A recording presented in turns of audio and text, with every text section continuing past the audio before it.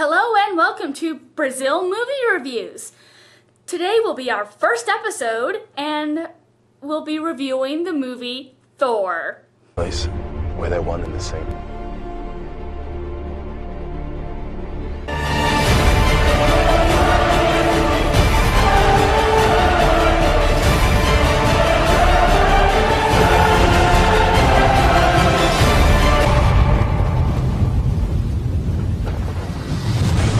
Originally, Thor was the Norse god of thunder, worshipped by the Scandinavians, along with all the other Norse gods. It was believed that Thor created thunder by riding his chariots over the clouds, and that he created lightning by throwing his mighty hammer. Thor was later turned into a superhero in the Marvel comic book universe, and his origin in the comic books is that he started out as the god of thunder, but he was sentenced to be a mortal on Earth to learn humility because he was too arrogant and had to be taught a lesson by his father, Odin. It's the comic books that the movie is adapted from. Thor was directed by Kenneth Branagh, who played Gilderoy Lockhart in Harry Potter and the Chamber of Secrets, Hamlet in Hamlet, Dr. Frankenstein in Mary Shelley's Frankenstein, Henry V in Henry V, and Iago in Othello.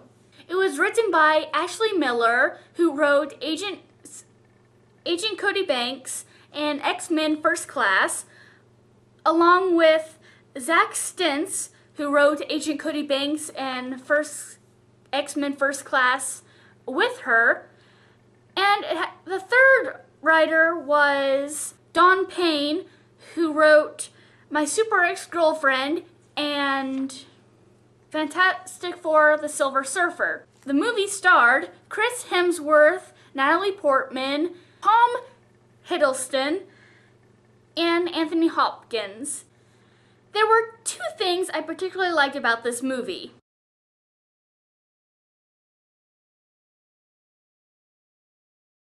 The special effects were probably the best part of Thor. Just the way that everything was designed and the way that it looked and the superpowers and the crazy weather. It was just very awe-inspiring, the way that everything just looked. And I am including some set design into the special effects category because, well, a lot of the scenery had to be done through CGI because it's the land of the gods. It had a rainbow bridge and the portal that allowed them to go to other areas of the universe or parallel universes or whatever it was. Everything was just so cool looking. Which leads me into the next part of what I thought they did really well with the movie: the costumes. Thor's costume looked just like it does in the Marvel comics and other Marvel promotion artwork, though he only wears his helmet once in the entire movie. Because I'm not a big Thor comic book fan, I didn't really miss the helmet, but I do know that the helmet is kind of how I tell that this is Thor from Marvel and not just some random guy in a suit of armor and a cape. But it's not really necessary for the movie. Loki's costume. Loki's was very, very fitting for his character. When he's first introduced, he's wearing a lot of dark colors, so that in Asgard, he stands out against all the gold and the other bright colors, especially when he's on that rainbow bridge, since there's not a speck of black to be seen on that thing. And later, when he gets the goat, antelope, the giant horns on his little helmet crown thing, those, I don't want to avoid spoilers, it very much symbolically represents his, how his character and role in the movie develops as the movie progresses. With the costume design, they definitely did a great job with Loki. Going a little bit back to the special effects, but still in relation to color, they also did that really well with the frost giants, ice giants. They had ice powers. Their home was very black and blue and just very dark, and it didn't look like a very happy place, which was the complete opposite to Asgard, which makes sense because these two places are mortal enemies of each other. So that makes perfect sense. And why a lot of people in Asgard view them as evil creatures. The other costumes, like the Goddess of War and the other three, I don't actually know their names because they weren't said very often. But their costumes were very well done. They're Thor's friends. And they were even able to make a few jokes in the movie about their costumes. The non-immortals or frost giants, they're mortals, humans, so they're wearing your typical mortal clothing. That said, that leads me into the rest of my review, which isn't nearly as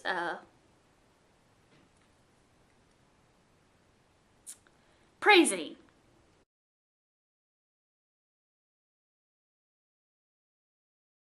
The plot was entertaining, and it did keep my attention, but it wasn't the best laid out plot in the world. It seemed like there was just so much crammed into this one movie, and it just felt like there were parts of it suffering because of that, including character development. And since plot and character development are very interlinked, how the character development suffered influenced how much the plot suffered, and it was a vicious circle, and it's a very interesting plot. It just felt like there was too many aspects to Thor that was linked onto this one movie. S.H.I.E.L.D., you really would not have known who the heck they were if you had just seen that movie and didn't have any other context for what S.H.I.E.L.D. was. Because the movie, it kind of sort of starts to give you an explanation, but then it doesn't, and you're people who have no idea who S.H.I.E.L.D. is at all, like, or are thinking now, who are they? Why do they want the hammer? Just why are they there? It's just kind of confusing if you don't know who they are already. Also, on a not nearly as influential part, I personally don't think, other people might think otherwise, the music wasn't the best soundtrack in the world. It wasn't nearly as engaging as the soundtracks in, say, The Social Network, or How to Train Your Dragon, or Inception, and now you're all probably going like, well, those were nominated for Oscars. Come on, nothing.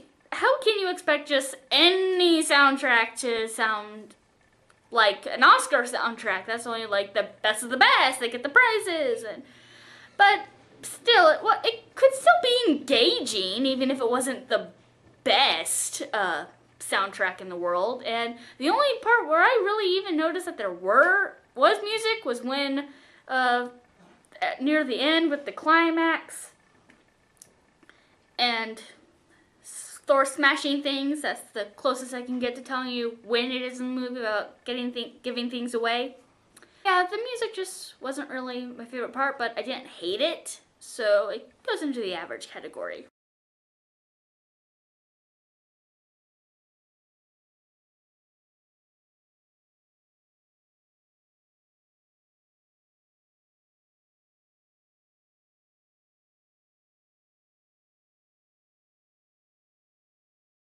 The character development was horrid. There was some character development, but you really did not understand why anyone was doing anything, except for when Thor is bumbling around on Earth, not understanding the thing that is going on, and how certain things that he does is inappropriate, and how other things, it's like, just don't do that. But Loki really, really, really needed more character development, especially with how intricate his part in the plot is and how much potential there is. I'm trying not to give things away. But yeah, Loki really needed to be expanded on a little more. And he's the one who got the most character development. Either more than Thor or is right behind Thor in the character development. I personally think he had more of it, but he still needed more because it was very, very essential to understanding why anything was happening.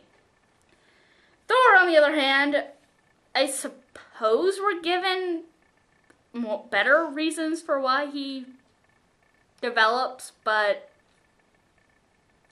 I didn't really think it changed that much, though it's implied that he has. And what's really bothersome in regards to Thor's character development is the love story, which is pretty much what his character development is hinging on, and that also is a reflection on Jane's character development, which is basically her entire reason for being there is to be Thor's love interest and for Thor to be her love interest so that she's able to do sciencey things, which she was going to do anyway, but needed her stuff back from S.H.I.E.L.D.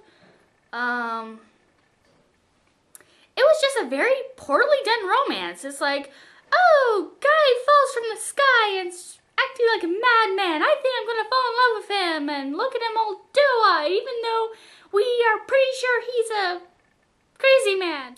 But the character development of everyone else pretty much is non-existent. So it's Thor's and Loki's character development is pretty important. It just wasn't done well, if at all. I'm really doubtful that Thor actually developed, at least properly, because it's kind of like, why have you decided to have this change of heart? Why?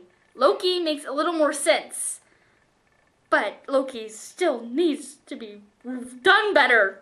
Loki, no.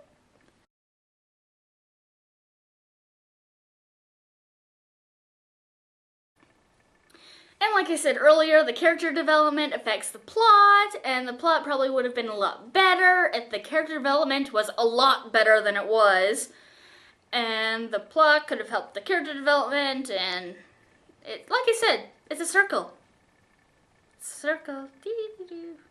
There was one plot hole, however, that was not dependent on character development. Okay, it sort of was, but it just did not make much sense. And you could if you asked a different person the same question, what did you think when this thing that is a spoiler, so I can't tell you what it is, happened? You would probably get at least 4 different explanations, if not more than that. Because it's just very vague on why that happened that way. Overall, it's a fun movie. It probably would be an entertaining date movie if you're not bothered by your girlfriend finding Chris Hemsworth's abs while he's walking around shirtless really, really attractive. But perhaps you should wait until it's on Netflix or in Blockbusters, because I didn't really think it deserved all that money that I paid for it. But, your choice. Tune in next time for Brazeale movie reviews. Your power! In the name of my father and his father before, I cast you out!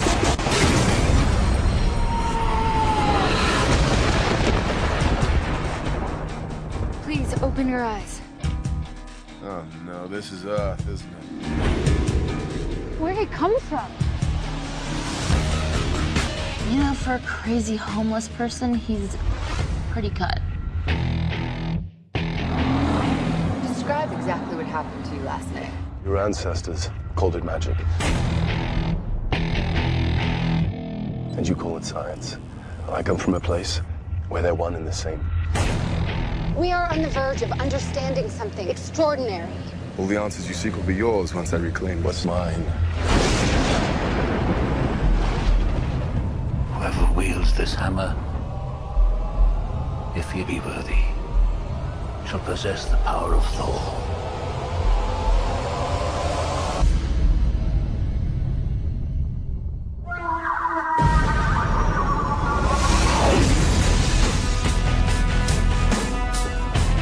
The line of succession falls to you. Asgard is yours.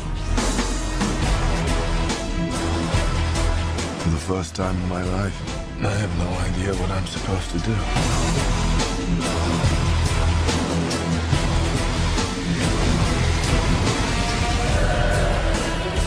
I am now ruler of Asgard. I am your king. Asgard is in danger.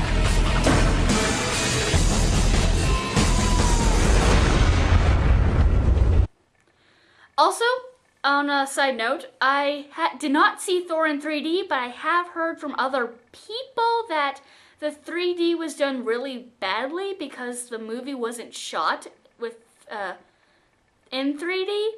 So that even if you do see it in theaters, don't see it in 3D. You will probably be very, very disappointed, because my source is one that I trust very much with his opinions, so yeah, don't see it in